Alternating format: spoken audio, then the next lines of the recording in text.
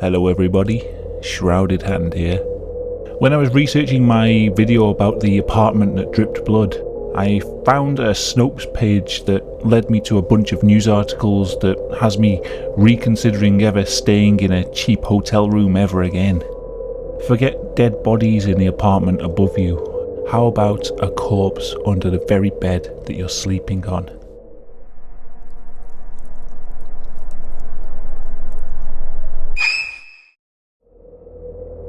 You've probably heard this urban legend in one form or another. It usually goes something like this. A couple books themselves into a hotel room for a couple of nights. The first night they notice a foul smell in their room, and in the morning they report it to the hotel staff. The room is thoroughly cleaned, but the source of the smell is never located. The other rooms in the hotel are full, so the couple has no choice but to sleep in the same room again the next day as well. That night the smell is even worse and seems to be coming from the bed that they're sleeping on. Unable to sleep, they pull the mattress off the bed and discover a decomposing corpse stashed in the box frame of the bed itself. As with most urban legends, the details can change between each telling. I think when I heard it, it was set in a Holiday Inn here in the UK. I could never find any truth to the story. I always assumed it was just a far-fetched tale. But according to Snopes, not only is it true, but it happens so often that it would be impossible for me to cover every single case. So I'm going to look at the phenomenon of the body stored under the hotel bed, but I'm just going to cover the most high-profile and interesting cases. The oldest case, according to Snopes, is from 1982, although I do find it hard to believe given how common this kind of story is that nobody hid a body under a bed before this date. Richard Kuklinski was a hitman and professional criminal with mob connections. He had a small gang of cohorts who would commit burglaries and steal cars for profit.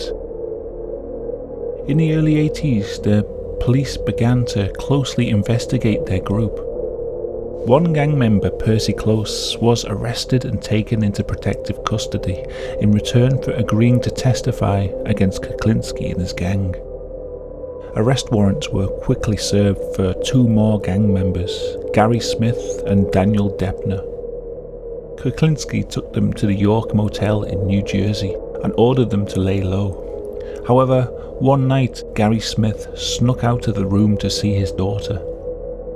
Angered by this and suspicious that Smith might be planning to turn himself in, Kuklinski fed him a cyanide-laced hamburger. Apparently this cyanide took too long to kill Smith, so Kuklinski finished him off by strangling him with a lamp cord.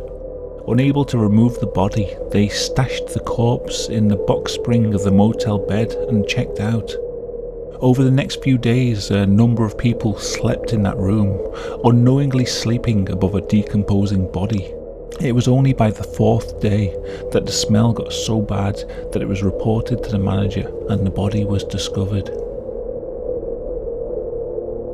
In 1988, guests at the Oceanside Motel in Long Island, New York, complained about a terrible smell coming from their room.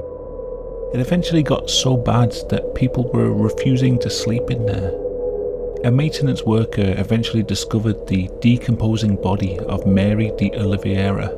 She had been beaten repeatedly around the head and chest. Information gathered at the murder scene pointed to a man named Cornelius Walls. Walls had previously served a 15-year prison sentence for murder, and since his release he had been charged with multiple counts of violence and sexual assault.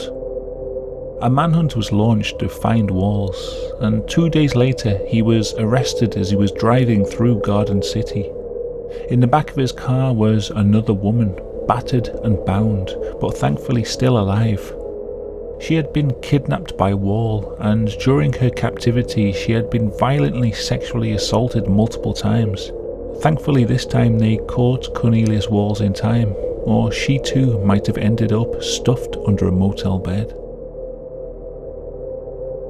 Jerry Lee Dunbar was a schizophrenic drug addict. In 1989, he took a woman named Deirdre Smith back to his room at the motel on Route 1 in Virginia. During intercourse, he suddenly became angry with Smith and strangled her to death. For a couple of days, he hid her body under the bed before pulling up the floorboards and hiding her in the crawl space underneath his room. Although the stench of a rotting body must have been overpowering, he continued to stay in that room for another 3 weeks before leaving. He then rented a room at the Econo Lodge in Alexandria. Within days of his arrival, he invited a woman named Marilyn Graham back to his room, had sex with her, and then strangled her to death. Again, he stored her body under the bed, but this time he checked out immediately. Her corpse remained hidden there for another 5 days before the smell got so bad that people refused to sleep there.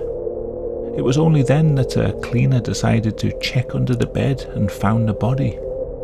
Rather stupidly, Dunbar had used his own name to check into both hotel rooms, so he was quickly arrested and the first body was discovered under the floorboards. Dunbar would later claim that since childhood he had been followed by 2 glowing men who commanded him to hurt people. In 1999, 2 German tourists rented room 112 at the Burgundy Motor Inn in Atlantic City. They found they were unable to sleep due to a disgusting stench emanating from an unknown source. The next night they were given a different room and cleaners were sent into 112 to locate the source of the smell. Under the bed they discovered the corpse of 64-year-old Saul Hernandez. 2 days previously he had been staying there when he got into an argument with a girl he was sharing the room with. During the argument she became enraged and stabbed him to death before hiding his body under the bed. His murderer was 17 at the time, and due to being a juvenile, her identity and motive has never been revealed. Strangely, this is actually the 3rd time that German tourists have discovered dead bodies under their hotel bed.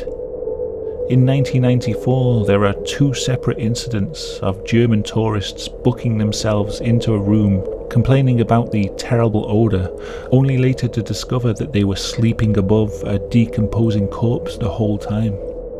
I'm not sure what the link is between German tourists and bodies under beds, but it's an interesting coincidence nonetheless. In 2010, room 222 of the Budget Lodge in Memphis, Lakeith Moody strangled his girlfriend, Soni Millbrook, to death, then hid her body within the frame of the bed. The disturbing thing about this story is that the corpse wasn't discovered for another 2 months. In the intervening weeks, multiple people stayed in room 222, and despite complaining about the smell, nothing had been done. I can only imagine the swarms of flies by the time the body was discovered. And here's some more recent cases. In 2016, a 17 and 14-year-old boy murdered 28-year-old Amphong Kongsong and hid the body under the bed in their Thailand hotel room. The body remained undiscovered for 3 to 4 days, with guests staying in the room complaining about the smell.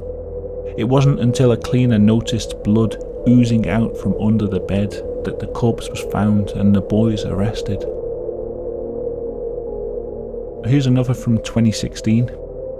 For at least a week, a plastic-wrapped corpse of a woman remained undiscovered under the bed of room 323 at the Hotel El Senador in Mexico City. Only after numerous complaints about the smell from various guests did the cleaning staff think to lift up the bed and discovered the corpse underneath. Police say the woman died of suffocation, but so far no other details have come forward. The most recent case I could find happened in 2019. On July 5th, a woman named San Juana Macias went missing. Just days before, her ex-boyfriend Jamie Wingwood had been heard threatening to kill her. 4 days later, Wingwood was caught and arrested. During questioning, he admitted to murdering Macias, and he told police that they would find her body in room 219 of the Roadway Inn in Austin, Texas. Detectives searched the room but found no corpse, to which Wingwood responded, "Look under the bed."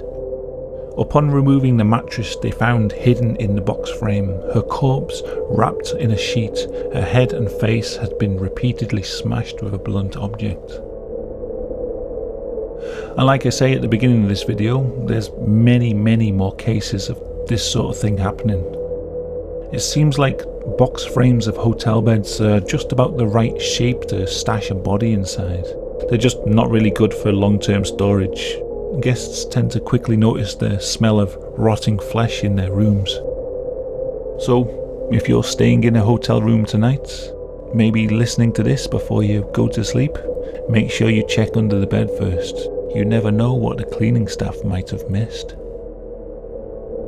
Big thank you to everyone who's supporting me on Patreon or who's donated through PayPal this month. I've been really enjoying making videos about whatever morbid subject I feel like without having to worry so much whether I'll get demonetized or not. So if you want to help support the channel, check out the links on screen now or in the description. Patrons get to see my videos 24 hours before anyone else. Until next time, goodbye.